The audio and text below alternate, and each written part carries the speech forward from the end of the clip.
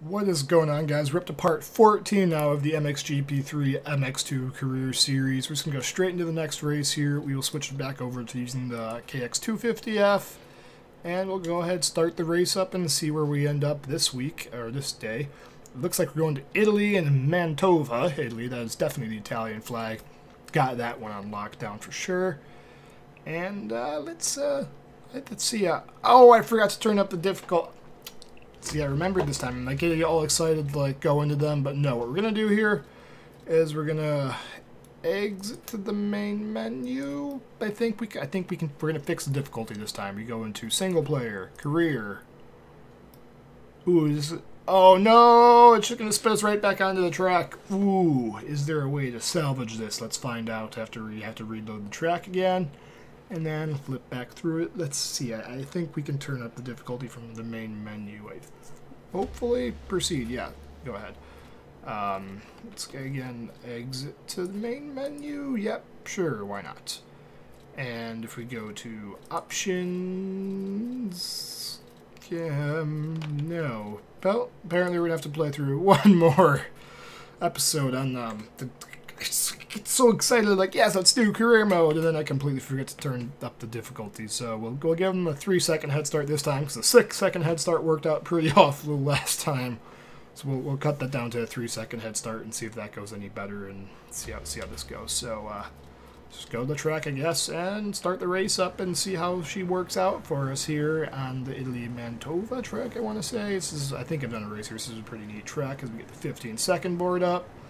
And we'll just give them up to 3 seconds head start and see how this works out. So we're going to ultimately just end up having to wait. 1, 2, it says 3, so we'll give them a 4-second head start after all anyway to see how this works out for us.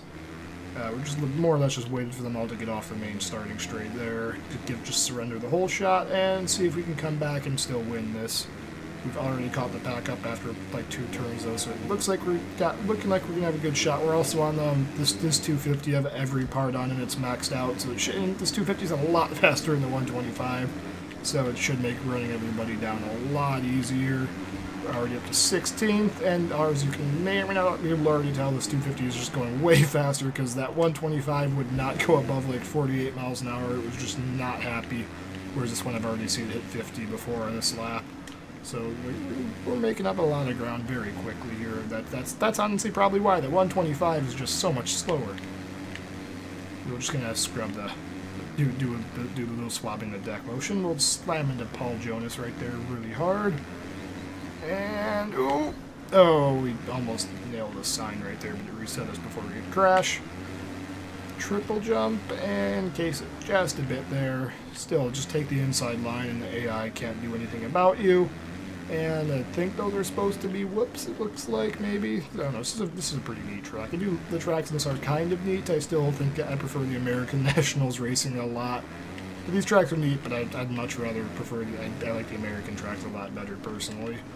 Because I think there's more interesting, because this is just a lot of corners and flat turning versus the American ones. There's like lots of whoops and interesting jumps and things. But looks like we're catching up to Benedict Arnold. Yes, we're doing all right. Oh, no, we need to go back to the raid. Just scrub the wrong way, make the pass on him, and we're up to 2nd place. Now we're going to chase down Hurlings, and again, that was all in one lap. See how crazy different that is? It's just like, oh, 6-second head start, I lose by like 20 seconds. If I do a 3-second head start, I can come up to 1st place and win the race. But let's see how far of a margin we can stretch off this win to now. Let's just see if we actually... we'll try and throw a free bike to somebody off in the stands right there.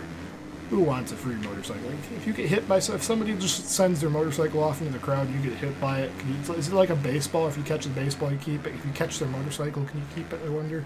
Probably not. But it'd be a neat concept if somebody accidentally launches a motorcycle at you that you just get to keep it as payment for you having a motorcycle launched at you. Try to take out Hurlings right there, but the AI is not willing to go down quite as... Oh, no! Yeah, cross-rutted there. We got the front wheel locked in the rut, and the back just started sliding out. Maybe you guys saw that happen. It feels like that definitely got cross-rutted right there, which I didn't even know that could happen in this game. I don't know if that's what happened, but it looked and felt like that just got cross-rutted pretty badly right there, which is kind of neat if you can actually wreck from that. Might have kept it a little bit too low in that triple. I think we just kind of have to send that thing and flat air it out. And Paul Jonas is probably going to be pretty simple to pass, and then we just have to make a simple pass up on Mr. Jeffrey up there. Oh no! We just got a bad bump right there. I swear, if I just run the race flat out, I'll be able to win by a mile. If I give them any sort of head start, like, it's just that extra little bit of bumps and ruts that get put in the track just takes me down and slows it down so much. Alright, come on. Let's just, if we finish ahead of this guy, I think we'll be fine, because he's the guy in second for the points. And again, we do have a literal 100 points lead over the next guy for this, in the overall championship. So I think at this point, more or less, as long as I actually do all of the races, I'm pretty sure I have that on lockdown at this point. So this is more or less just trying not to lose reputation in this game so I can get onto different sponsored teams or whatever to hopefully get more credits out of doing these races than I would otherwise do. Because I think next opportunity we're going to try and switch to it. I took Twin Air over the other higher paying sponsors because I thought it looked cooler. But I think next time we get to change sponsors, we're just going to take whatever the highest paying thing is. It is not an official team because I still want to be able to use customized bikes on these career races if we do choose to continue the career series after the MX2 thing. Which is, again, something you guys down in the comments are going to have to vote on. Do you want to see more career series beyond the MX2 career once this ends? Should I go back and do it with MX1? Let me know. And that cross-reading seems like it's definitely a thing, so I felt like it almost did it again right there. Monster Energy sign just saved me from flying off the track again. And we are on the last lap now. I just noticed we have about a minute left to catch this guy. Ahead of us here, Hurlings should be able to chase him down over a minute. We'll have to actually send the triple there instead of scrubbing it so we can clear it. And then just make sure we don't do anything stupid like that, and we should be able to catch him. We're still trying to get used to finding all of the ruts in just the right spot here. I'm still adjusting to not really being able to lean in the corners because, again, Milestone just decided that you cannot bind your rear brake to right bumper or R1 for whatever reason. They locked that button down, so that has to be the replay button.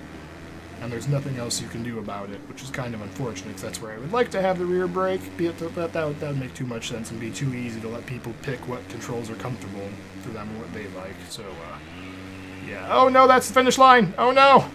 Oh no, make the last second pass on Hurling! Oh! Oh god, that was like 1 millisecond away we would have had that finish. Oh boy, I want to see the times on that. Oh, that was so close to... We're just gonna have to run this next race flat out, then, and make sure we can beat him. I want to beat Hurlings, and I don't want to lose more of the reputation things. It's gonna be harder to find sponsors in this. Then, that's just aggravating, though. Like, it comes down to like a millisecond or 3 milliseconds or whatever that was. 3,000ths of a second. It was so close. So we'll just go straight to the tracks. We'll just have to run this race flat out and beat everybody fair and square then without giving them head starts. And watch, if I don't give them head starts, I bet I'll be able to run away with this no problem. Let's see. So that was a 3-second head start we lost at, but if I just run out without giving a head start, I'll probably win by like 10 or 20 seconds. It's just ridiculous. Like, there we go. We're already up to 3rd place now. The Hurlings is nowhere in sight, and we're already in 1st. They put up so much more. If you give them a head start, they fight so much harder, whereas now that I just took the lead, they can just run away with this without having any issues whatsoever. It's just insane. I don't understand that. It's like you think that if I win a race by 20 seconds and I give them a 6-second head start, I should then easily be able to just still come in 1st and win by 14 seconds then. But no, I lose at that point. But if I just run the race from the beginning, then I can run away with some really stupidly big leads, which we're about to do here. I think. I don't know. I'm still trying to understand how this whole AI thing works. I can just dial up their difficulty. If I remember to do that, and I can figure out how to do it, because I did look earlier and I couldn't figure it out. If I figure out where to do that, that will make everything a lot easier, because then I can just run the race from the beginning and then not deal with this whole head start nonsense. But I remember at MXGP 1, that was a huge thing you had to do. Just like Dio did all those, like, all right, let's give him a 3-lap head start on a 4-lap race, and then we'll still beat the AI. And then you would come back and beat the AI on that, because the AI just did not get hard enough there. Whereas now I don't even know what I've got the AI set to. I've got my physics set to Pro. I don't know if that affects the AI difficulty at all or not, but we shall see. Because we still, looks like we're doing pretty good for ourselves here. Easily being able to run away with this, just clearing all the jumps. That rhythm felt really solid. Scrub that, and I think we're just going to send that.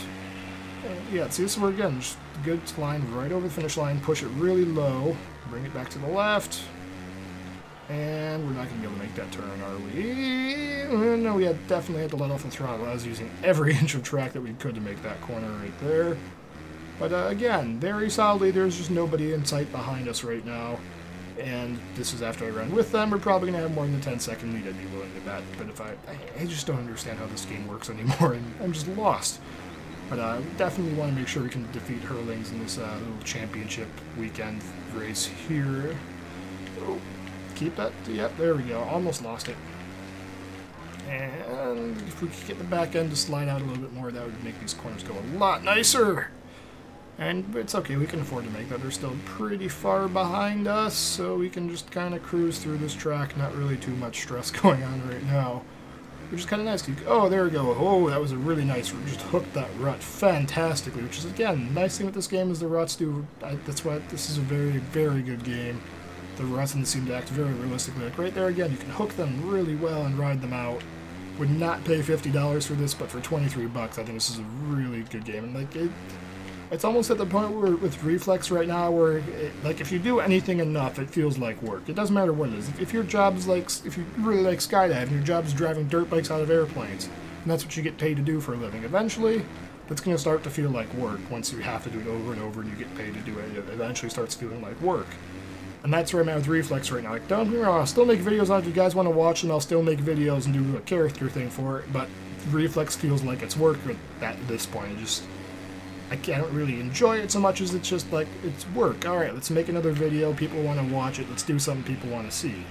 As opposed to this, I'm actually like really enjoying playing MXGP 3 right now. It's a really good game. Like the first two were kind of trashy. The sound was garbage. The racing was, everything just felt and looked super slow. The scaling felt way off and it was just felt awful. Whereas this, whatever they did, this game feels a lot faster. Cause like in the last game, like we're 10 or 15 miles per hour in this is what 40 or 50 looked like in the other game, in the last two. But now whatever they did to make it feel faster, the game feels a lot faster now. It feels a lot better. It looks a lot better. It sounds a lot better. This is by far probably one of the best, as far as moto games goes, it's got to have the best graphics of them out there. It's probably got, in my opinion, until you hit the rev limiter, it's got the best sounds. Because the sounds sound authentic, but once you hit the rev limiter, it just starts making some really weird digital, like something's going wrong sounds. It just doesn't make any sense. I don't understand why they did that. It sounds like pixelated sounds, if you will, if that makes any sense. That's a way to analogize it. It just sounds really funky, especially on the two-strokes. It just sounds like there's weird digital artifacting going on when you hit the rev limiter on them, as opposed to just like the normal, really good, high-quality bike sounds. It sounds like when you're not at the rev limiter. Let me know if you guys, if that makes any sense to you down in the comments of my explanation of the sound there. I hope that makes sense. I hope you guys could hear that in the other videos I posted, because I know somebody else made comments about that. It's like, what the heck is there? Aliens coming down when you hit the rev limiter? What's going on with that? And it was really interesting thing there. I think iPhone might be some sort of energy drink now that I'm looking at that as I cross under another one. It's kind of interesting trying to play the game and figure out what the heck these sponsors are, and I've never seen half of them before. But that should lock down an easy victory there. To be solidly just barrel roll across the finish line right there doing the splits. That's a quality finish right there.